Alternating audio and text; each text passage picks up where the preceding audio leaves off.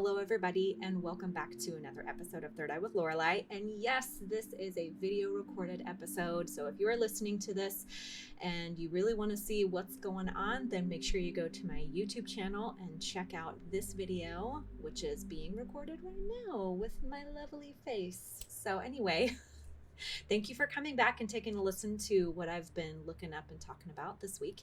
And because I am doing this as a video recording, I am super excited to re-talk about some of the crystals because I can actually showcase them to you and you can actually look at them. And one of the crystals that I'm really excited to talk to you about that I've already talked about in the past. Now, granted, it was many episodes ago, so I kind of feel cool about like revisiting this crystal in particular because everybody is really excited about it. At least I feel like a lot of people in the metaphysical community get really juiced and they kind of know about this crystal. So I'm really excited to talk about it with you today. So I'm really excited to talk about Moldavite today. So anyway, hope you guys, sorry, totally hit my microphone just now. So anyway, I got a lot of stuff on my table, so hopefully I don't knock into too many things today. So anyway, so we're going to be talking about Moldavite. Squee, I'm so excited. So I have two little pieces that I'm going to be showing you today that I have, and hopefully you like it. So I'm going to switch over the little webcam so that you can see it. Okay, here we go. So this is just a little piece of, I think this is clear quartz. I'm not sure what this baby is. So anyway, I got a little thing here so that you can see it a little easier. So this is my little piece of Moldavite. This is my little baby. This is the first one that I bought. And you can see it kind of looks like glass almost, like with the striations and everything in it. Yeah, got a good little thing on there. So yeah, that's my little piece of Moldavite. And then I have a larger piece. And this is my larger piece of Moldavite. And you see it's like really dark green. It almost looks like black. I mean, granted, the lighting isn't doing its super great justice right now, but like it's a lot darker green than this guy, as you can see. And it's much bigger. This was a little bit more of an expensive piece. So, but I was really excited to get it. I mean, like super, super excited. So anyway, this is my big Moldavite. So anyway, we're going to talk about this really beautiful and really amazing stone. And I like to pair these guys with clear quartz. This is more of just a raw piece, and this is a polished piece of clear quartz. Looks kind of like glass. And if you're really going balls to the wall, you can use Herkimer diamond. Now, the one thing that you have to take into consideration is if you're not a super grounded person, then it would be really good to pair Moldavite with some sort of stone that's really good with grounding. So just so that way you're not getting too spaced out and out of control.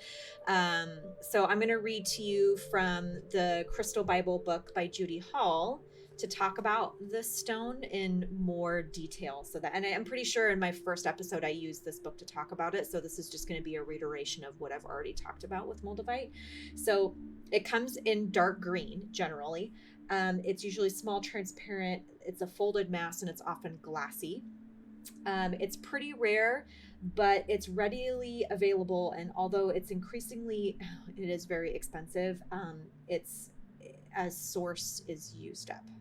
So basically this tektite, this is a tektite. This was created from a very large impact from a meteor millions and millions of years ago.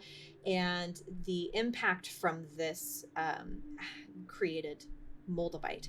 And that's why it looks the way that it does, because of the heat and the intensity of the blast created this incredible stone. And because it has this high energy, it's basically housing that energetic blast from years ago, and makes you vibe super high, I suppose. But anyway, it's sourced out of the Czech Republic, Germany, and Moldova. So attributes of Moldavite Moldavite is another stone for the New Age. It is a form of tektite, and it's said to have extraterrestrial origin, obviously, because it was made from a blast from millions of years ago, formed when a giant meteorite struck the Earth. The heat of impact metamorphosed surrounding rocks, creating a strew field by flinging the resulting crystals over a vast area. Moldavite is therefore a fusion of extraterrestrial energies with Mother Earth. This is a rare stone. It is now found along the banks of the river Moldau and is unlikely to be discovered anywhere else in the world, hence the reason why it's so expensive. The crystal will become extinct, especially after everyone's bought it up and sold it off and everything. At one point, it's not going to be around anymore.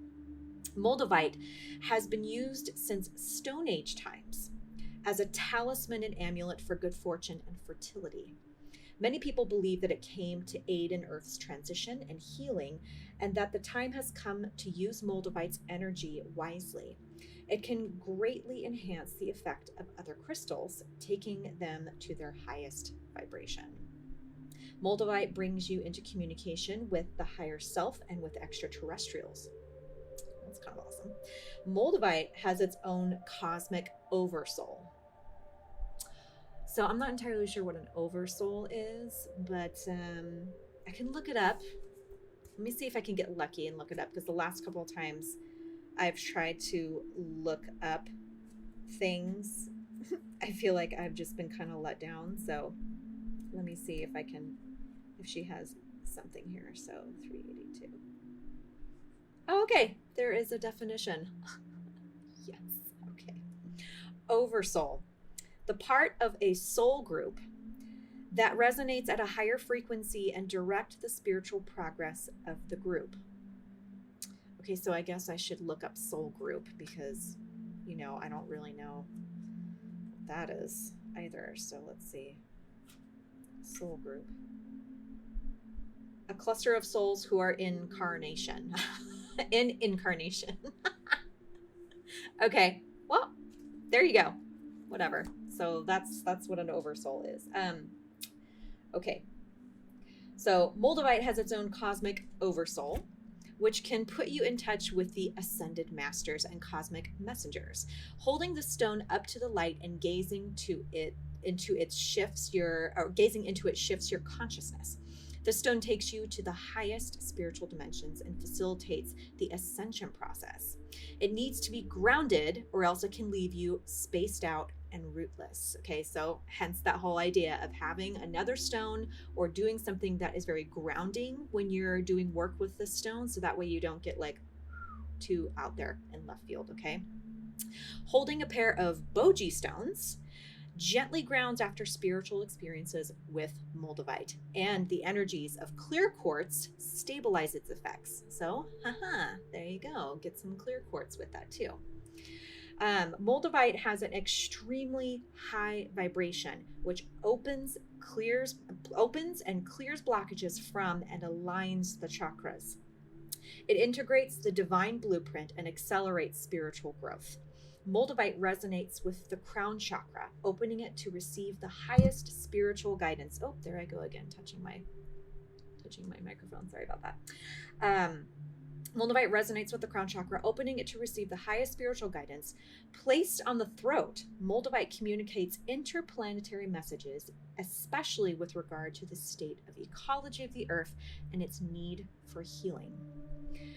This is a stone that transcends time. Placed on the third eye, Moldavite can enable you to go forward into the future or back into the past. It facilitates journeys to other lives if this is appropriate, rather than going back into the past to relive a life, except to regain spiritual wisdom or journeying to the before incarnation state to access purpose. Moldavite shows you your future potentials. Under the influence of Moldavite, you can go forward to a future life to see the results of actions taken in the present life, or to learn what is needed in the present life in order to prevent destruction in the future. Goodness gracious. Moldavite is a useful stone for sensitive people who find it difficult being in incarnation on the earth and who cannot adjust to suffering and deep emotions. So all of you starseeds out there that are watching this, this is something that I think you should really look into. Many such people are star children who have come to aid the earth in its time of transition to a new vibration. So that, my friends, is right now. They are unused to the heavy energies of earth and find it difficult to integrate the spiritual bodies into the physical and need to ground. Moldavite, used in conjunction with grounding stones such as hematite and smoky quartz, aids this process. Placed on the heart, Moldavite eases homesickness for those whose origin is not earth. Moldavite has no crystalline structure, and so it takes you way beyond your limits and boundaries. Psychologically, it assists in developing detachment from mundane, earthbound security issues such as money and worries for the future. Moldavite provides an overview of reasons for incarnating and contacts your spiritual purpose, integrating this into earthly life. It supports qualities such as empathy and compassion. At a mental level, Moldavite is unconventional and inspiring, bringing the unexpected solution forward. It can awaken latent memories and access spiritual information through the intellect. It releases fixed ideas and archaic belief systems and can neutralize hypnotic commands. Man, I feel like there's a lot of people that would do well with some Moldavite in their life. Just thinking of that right now. Are you thinking of a couple people like that right now? Because I sure am. Anyway, physically, holding Moldavite may trigger a huge rush of energy through the body that has powerful metaphysical effects. So I have something to say about this too, because I have two friends that actually purchased some Moldavite about a month or two ago, and they had this similar effect. There was a tremendous amount of energy that was felt, and it was reverberated over the few days that they wore it. And they found that when they wore it in inherently negative environments, they would take on, or that negativity would be amplified in some way, shape, or form. And sometimes this Moldavite can make you feel like this rush of energy can really make you feel off kilter. It can bring up a lot of those feelings that maybe aren't your own, or that maybe you've been holding on for a little too long. It can make you feel really kind of a little bit lousy, but releasing that and grounding that is the most important part of this whole process, because it brings to light these things that you may be holding on to, or maybe other people's energies that you may be holding on to. And it's important to ground and release those things after you've done this work and realize this is what you're carrying with you. Okay, so let me go back here.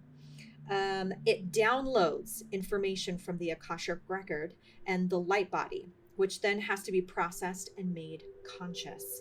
This process may take some time, but the process accelerates spiritual growth and the raising of personal vibrations. And that can be uncomfortable, you guys, just so you know.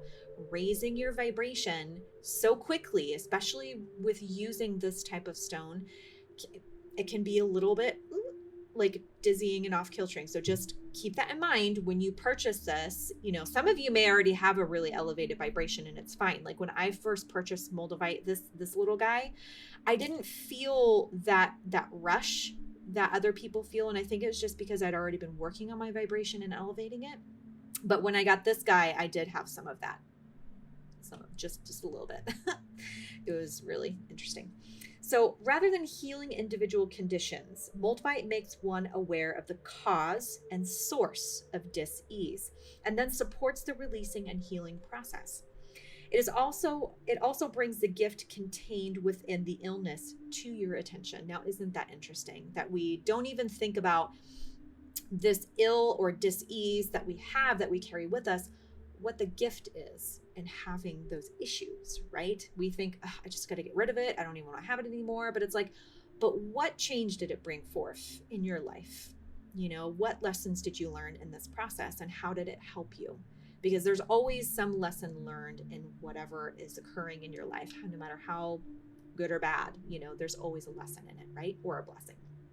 So anyway, it also brings a gift. Okay, yeah. So Moldavite can be used as a tool for diagnosis. People who dislike its deep green color often have an aversion to emotion and need to experience unconditional love and wholeness.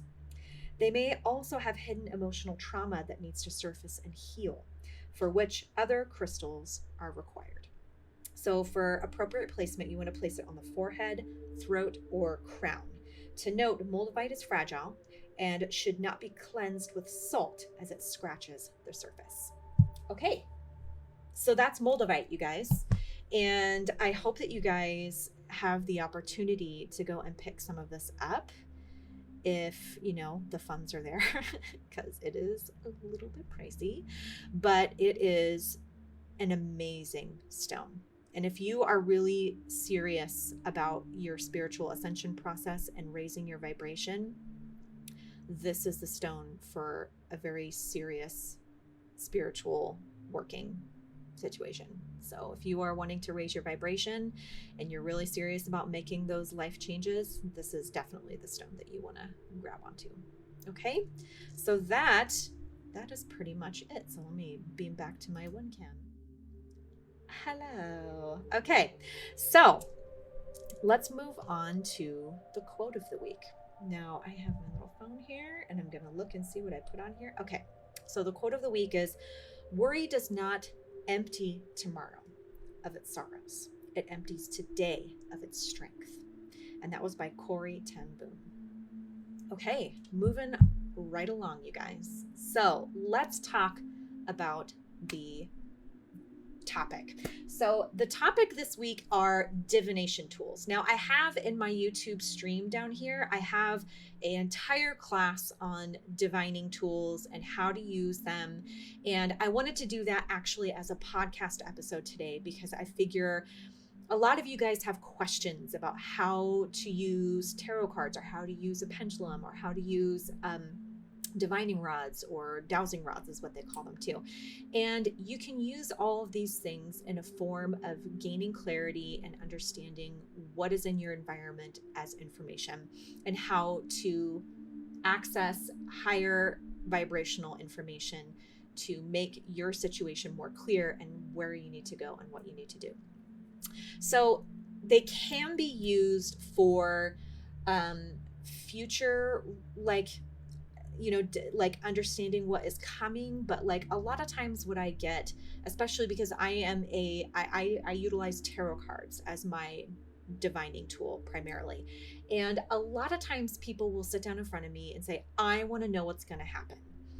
And a lot of times, you know, that can be translated, and I can be able to do that. The problem is that's not always what's going to come to the surface. And when you use tarot cards, you have to really release expectations, and you have to release what you're wanting to mold and shape and control in this situation. You have to just allow whatever spirit needs to bring to you to let it be. Okay, you may be going through something in your life, and what will come through in the cards will be about that, most likely, and it'll help you find a way to deal with it in this particular instance. And there will be some cards usually that will say down the line, if you don't deal with it in this way, or if you do it the right way, which is this way or whatever, this most likely will be the outcome. So that is usually how I delve into future. Sometimes future comes through and it's very unclear to me. And I think that there's a reason for that, because a lot of times I feel like if you already knew what was going to come for you, how would you try and manipulate it to let it come, or to change the outcome? So I feel like in order for you to really identify and embrace what is to come, there has to be some level of allowance with that. And with that comes you not really knowing how that's going to look. So sorry, I just had to kind of put that out there, because I feel like we'll get some people that will sit down and be like, I want you to tell me my future. And I'm like, I'll try, like I will do my best, but let's be real here. Like, you need to work on what you're doing right now in order to get that future outcome that you really want. So there's a lot of allowance and a lot of control that people need to release in this whole process, and that is very true when you use tools of divination. So anyway, let's rewind back and talk about it. So I have a couple of things here that I'm going to read to you about the different tools and such. So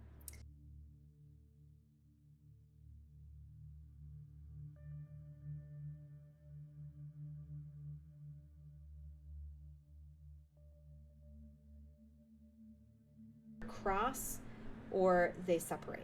Okay. And that generally shifts and changes whenever you are in a different energetic space, or the energy shifts, or there's something that is different that's happening and the rods respond to that. So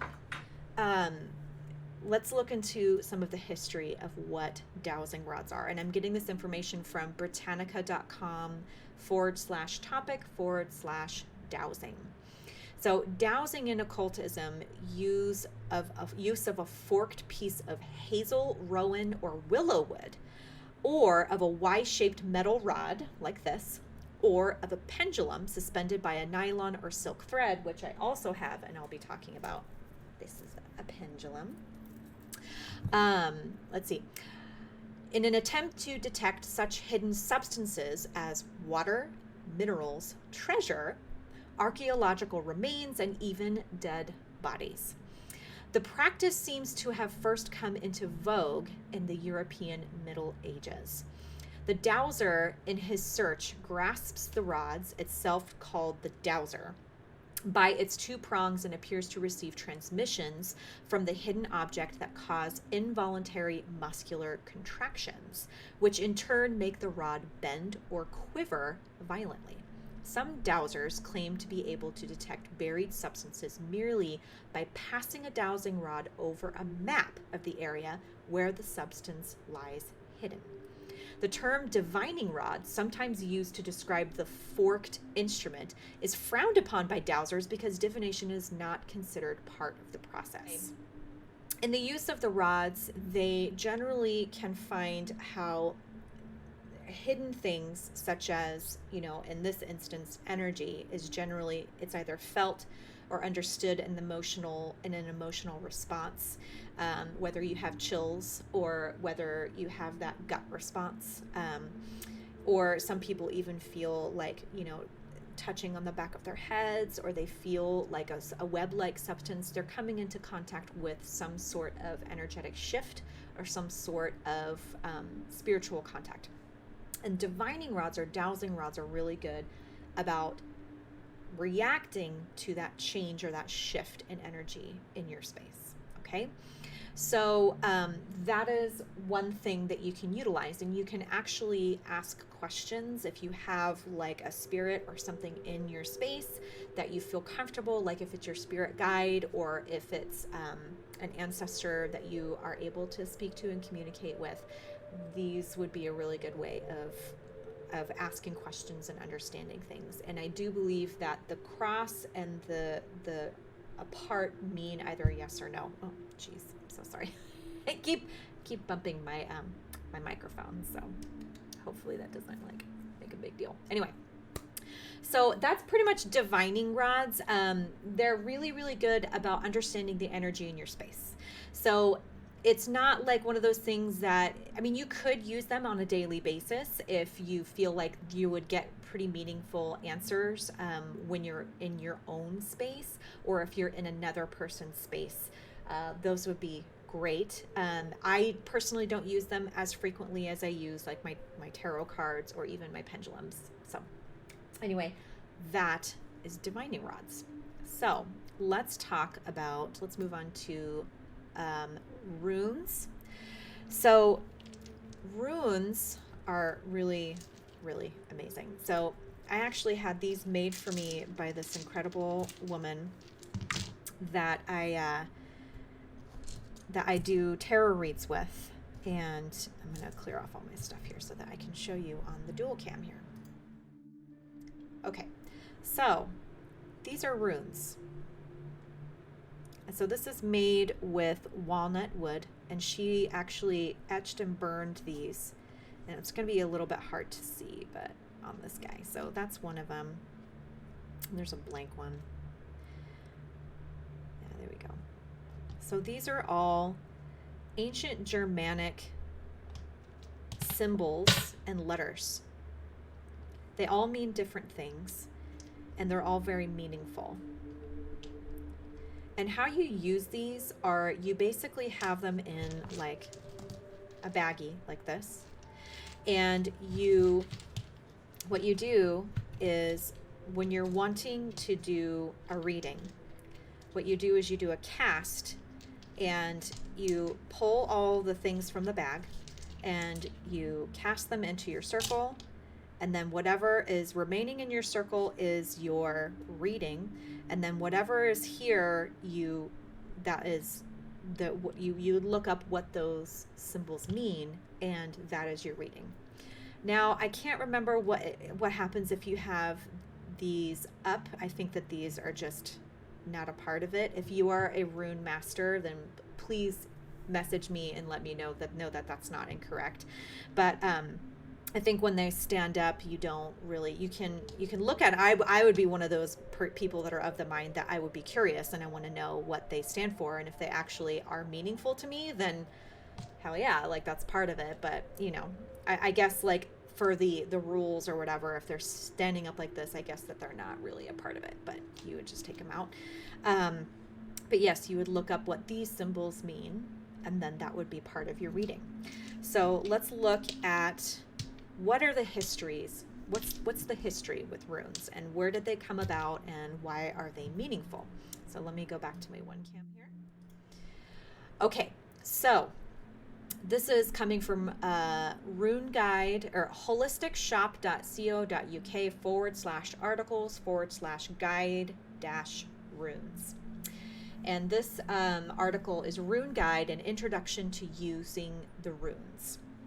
So runes are an ancient form of oracle used by those seeking advice. Runes have a long history dating back to ancient use by Germanic and Nordic tribes, and are still widely used in today's society. Anyone can have a rune reading, but it's also fun to be able to learn how to use them yourself.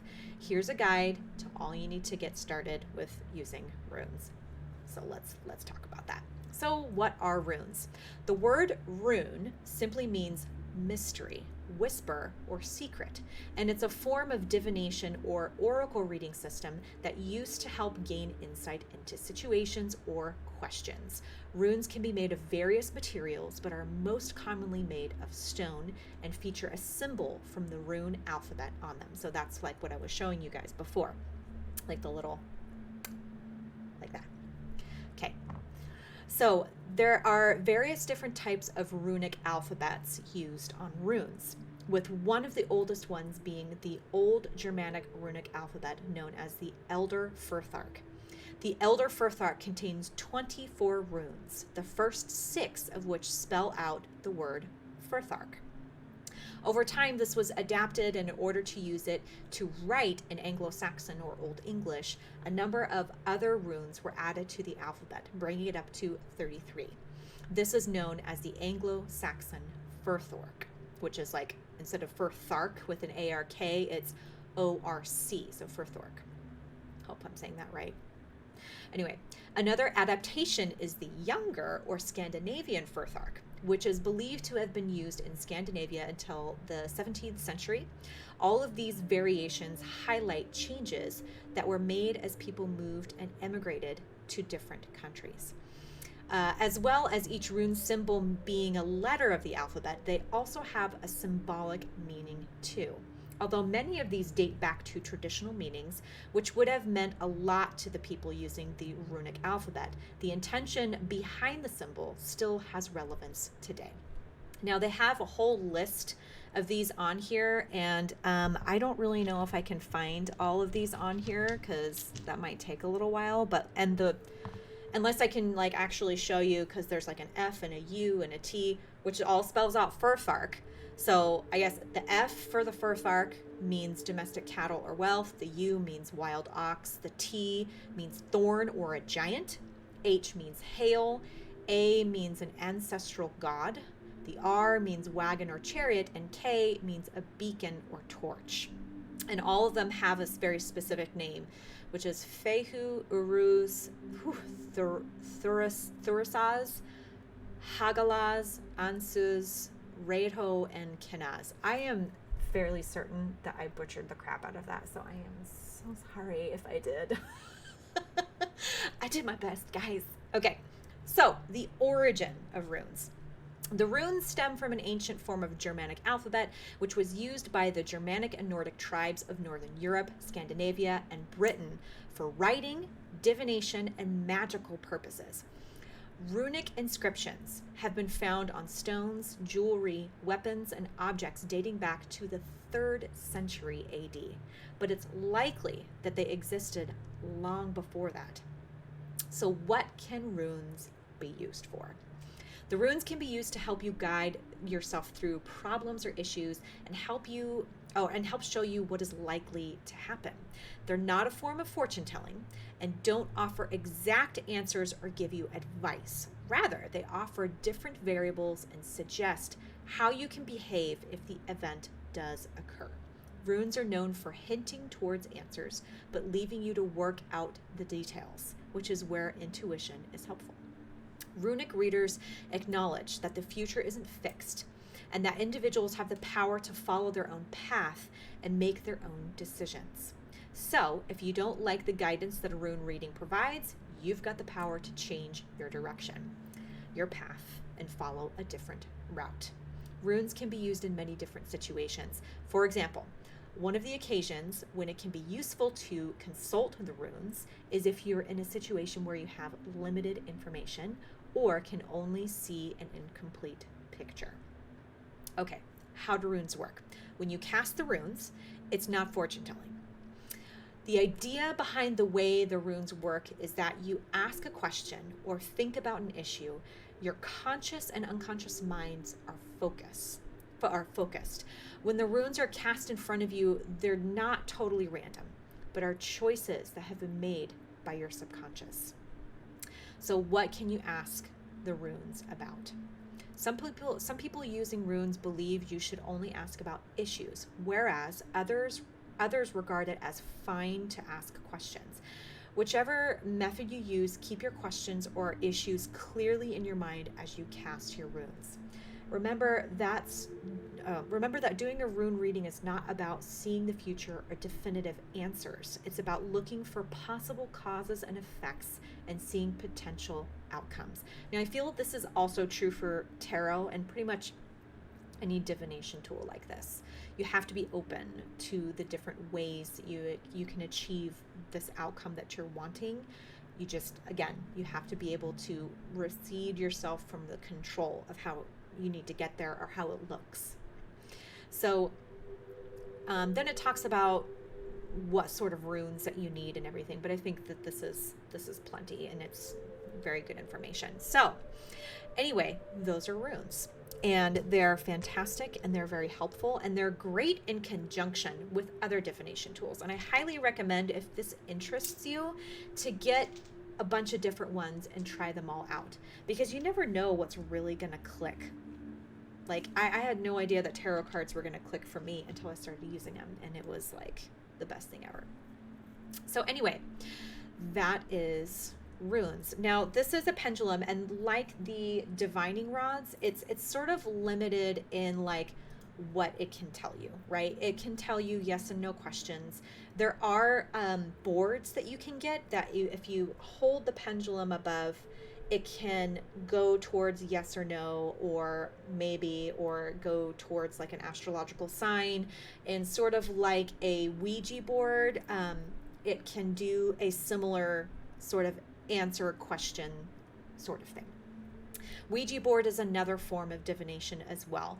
It has gotten a really, really bad rap over the centuries because I mean, people don't understand that when they're utilizing a Ouija board, just like with any other divination tool, there is a relative amount of protection that needs to be put in place before you use it, because you're asking spirit to communicate with you.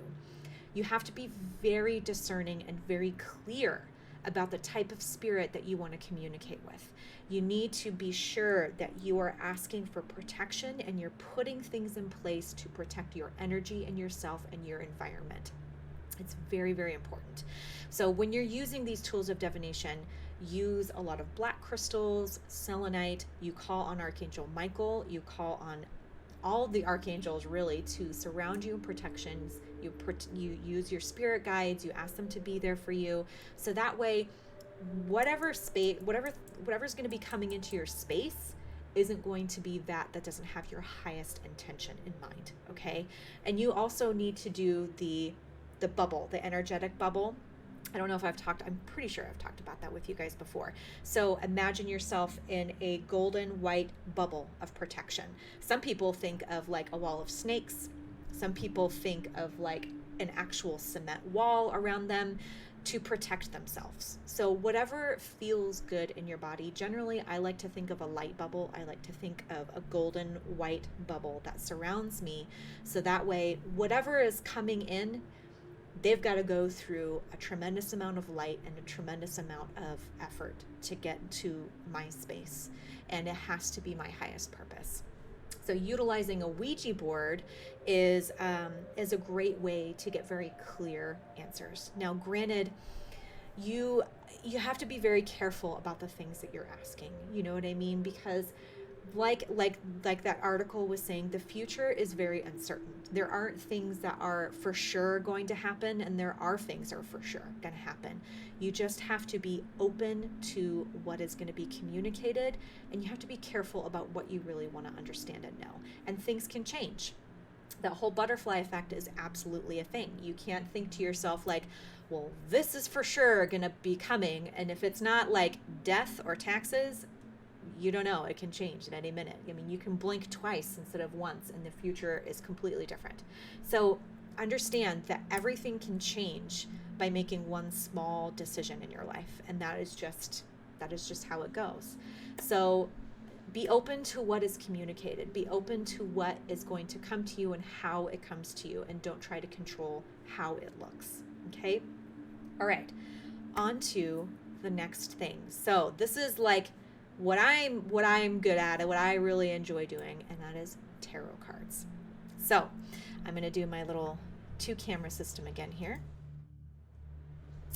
Okay, so let's take a look. So I use these types of tarot cards, and you can use, there's 2 different styles of tarot. Well, there's actually lots of different types of tarot cards, but the 2 in general, they're grouped into 2.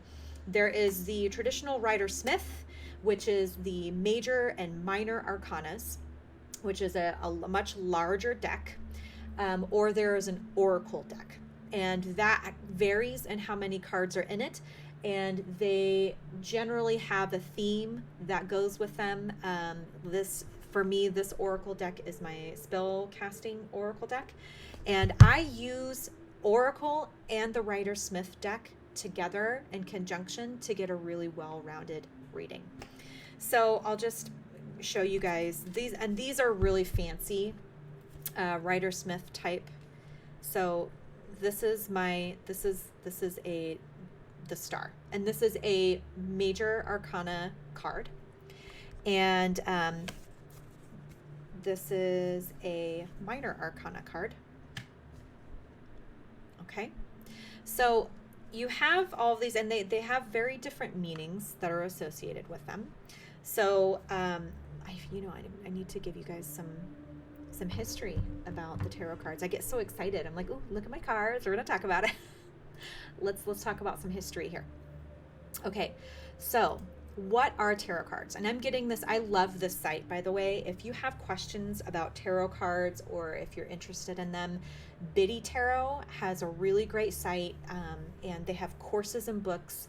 You can do free readings and trainings about tarot reading, and they're fantastic. I've used them for a lot of stuff in my whole process. So what are tarot cards and how do they work? So the tarot is a deck of 78 cards, each with its own imagery, symbolism, and story.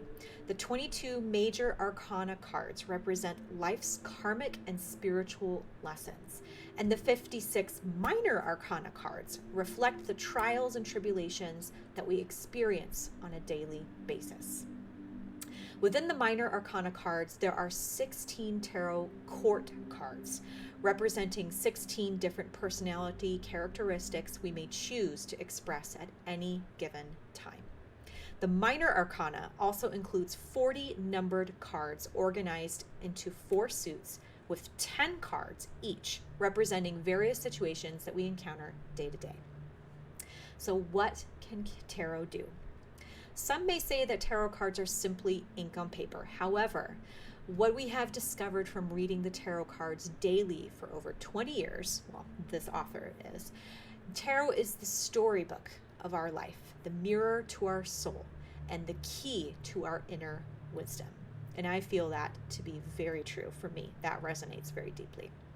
Every spiritual lesson we meet in our lives can be found in the 78 tarot cards. And when we consult the tarot, we'll get shown the exact lessons we need to learn and master to live an inspired life. It's like holding up a mirror to yourself so that you can access your subconscious mind. Tarot allows us to tap into the wisdom and answers that live in us all. So, how can you use tarot cards? So, it's perfect for self-development, making choices, manifesting goals, coaching others, including yourself, planning a business, writing a book, and meditating. I mean, there's literally so many different ways that you can use tarot cards. The best one that I have found is in self-development and helping with manifestation and in your spiritual practice and elevating your spiritual practice. So how do they work? While many people believe that tarot will tell you the future, making predictions are not really what tarot cards are about. Are you hearing that, you guys? Predicting the future is not really what tarot cards are about. Although there's the possibility there, it's not really what it's designed for, okay? When it comes to tarot, fortune telling is out and intuition is in, especially if you want to create your ideal future and manifest your goals. The most powerful way to read the tarot is to use the cards to access your intuition and your inner wisdom. The imagery in the cards give you instant access to your subconscious mind and your intuition. And from this place of inner power and wisdom, you can discover how to make positive changes so you can manifest your goals and your dreams in the future. Do you see how that works, you guys? Like, the future is going to come if you work on the stuff today, on your present situation, working in the present and what you're doing right now. Okay? So for example, I'm going to read this example that she says here. Let's say you want to find a new romantic relationship. Instead of pulling a card to predict whether Prince Charming is just around the corner or your princess or whatever, I don't know, your person, I should say, is just around the corner and either being blissfully excited or bitterly disappointed, you consult the cards to discover how you can attract love and keep it. You draw the 10 of Cups, and upon seeing the happy family dancing under the rainbow in the card, you are reminded that to attract love, you need to set a clear vision of what it is you want to attract. The simple act of envisioning your desired relationship then has a subtle yet powerful effect on your ability to find new love, and instead of waiting around for someone to find you, you are empowered to take action and find them. Do you see the difference here, you guys? It's not just about, this is coming to me, I'm just going to wait. It's like, no, you have to take inspired action, and you have to see this and want it and attract it to you by moving towards it in a very loving and active way. Do you see what I mean? So creating a connection. It's as if the tarot cards create an instant connection to your subconscious mind, so we can access the inner wisdom of our higher self. And from there, we can bring it into our conscious awareness where we can take action. So And here's the thing, you may already consciously know the message or insight you receive in a tarot reading. And that is very true. I can't tell you how many times people are like, yep, that's exactly the thing. That's what I've been thinking about. That's what's been going on. And that is where tarot lives. That is where the reading is really seeing where you are very clearly and giving you that validation of whether this is where you need to be going or this is what is happening in your life and this is the actions that will help or hinder you. Okay? So, in which case, the reading can be a heartening confirmation of what you already know. Or you might be completely unaware of the message until you see it reflected in the cards, in which case you are now empowered to take action based on your new awareness. So, how do tarot cards work when reading for others? By now, you know that the tarot is a powerful tool for self-discovery and manifestation, but that doesn't quite explain what happens when you're reading for someone else and pick up that they're dating someone 20 years their junior and have told no one about it. True story. What's happening there? So, our universal and inner wisdom. Well, here's where things might get a little more out there and magical. You see, we are all connected to a collective universal wisdom and our inner wisdom. And when we read the tarot cards and connect with our intuition, we can tap into this universal wisdom. It's a little like connecting in with the collective mind and not just the individual mind. So when you're asking questions for others, when you ask the tarot cards a question on behalf of someone else who has given permission for the reading and whose energy is invested in the reading. So let me make that clear. Whenever somebody sits in front of me, there is a very clear communication of consent that's happening there. Because you can't a lot of people will be like, I'm going to do a reading for this person because I think she's moving in a really crummy direction and I just want to know. It's like, you have to make sure that you have consent for that person to read what's happening in their energetic field. It's very, very important, okay? So when somebody is sitting in front of you and they're saying, I want you to do this type of reading for me, there is your consent and you can be in their energetic space and read what is happening with them, okay? So anyway, let me get back to so it was given permission to read it. You are tapping into this collective wisdom when you are reading their energy. You are picking up on all sorts of intuitive messages through the tarot cards and through your connection with the collective wisdom. And those insights are channeled through you to the person you're reading for, often in a very powerful way. So just imagine what might be possible for you and the people you read for with this limitless, timeless knowledge at your fingertips. Okay, so that's pretty much tarot cards. Now, some of the history just off the top of my head is I believe it started in Italy in like this, I want to say like the 16th century, and it was used as sort of like a playing cards thing, and then it moved into more of like, you know, utilizing them to read the future, and it kind of got weird. But in today's practice, it is used as a way for you to gain clarity in your spirituality and help others gain clarity in their spirituality in their work. Okay, so all right, I just showed you I showed you some of my cards, and so you know, this is the star, and this is part of the major arcana, and this is part of the minor arcana that we were talking about before.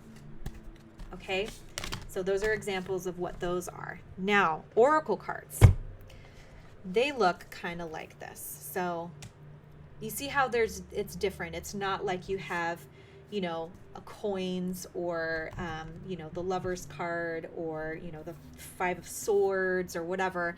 It's artwork associated with a word. And here's another one. The cat looks funny just because I think the eyes are green and I have like a green screen up here. So so it's trying to make the space background happen in the eyes of the cat, which I think is funny. Okay, and then here's another one. Okay, so oracle cards look very different, and you see why I like using these in conjunction, because then you have this like really pretty interpretation. So you know, you have this card, which has a very specific meaning, and this does too, but the meaning is more clear and you can pick up on this more intuitively. So sometimes when you have these tarot cards, like the Rider-Smith, there's lots of details, especially in this card deck, which I really, really love. There's lots of very important, very detailed meaning in these cards. The issue is it's hard for me to like intuitively gauge what's happening here. So I have to read from the guidebook each time because it's a lot of stuff. I mean, you just look at the card and there is a lot happening. There's like a gem in the middle and there's some horns and then there's some leaves on the side and then an eye and then what is happening? There's so much going on. So you read from the guidebook. So you have this really heavily laden information piece, but then there's a more gentle piece that you're like, oh, you know, you can kind of look at what's happening and you can see prosperity. Oh, well, then there's something that's happening with this card that is going to delve into the reason why you're going to either have prosperity or that may be hindering your prosperity. You see what I mean?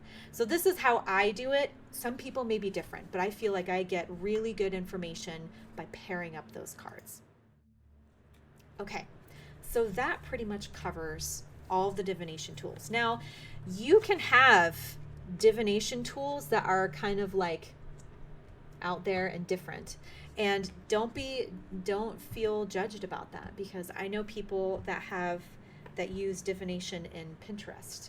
I mean, seriously, you can have divination tools in many different things. I find people have them in just working with their crystals.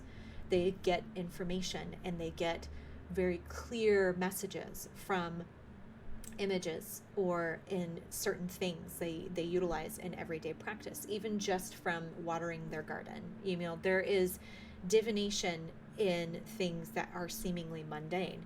I have somebody that looks at Pinterest and they get, you know, very clear messages from the pictures that they see on Pinterest, and it's wild and amazing. And I have one guy that looks at deviant art, and it's like very clear messages from like past life experiences. So don't confine the divination tools to just these things. They can be anything. The point is you're getting meaningful messages and meaningful clarity from these things. So pay attention and keep an open mind as to how you're receiving your communication. Okay. So that pretty much covers the podcast episode today, you guys. I hope that you like it. And let me know if you have any questions or comments or concerns, or if you're just like, hey, I have more questions about like tarot cards or pendulums or divining rods or whatever.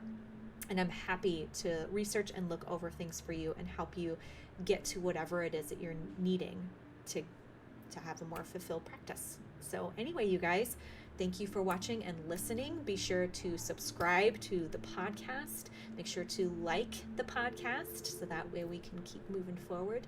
And let me know what you guys like and love. And I am looking forward to the next week's episode. But until then, I love you guys and love and light to you all.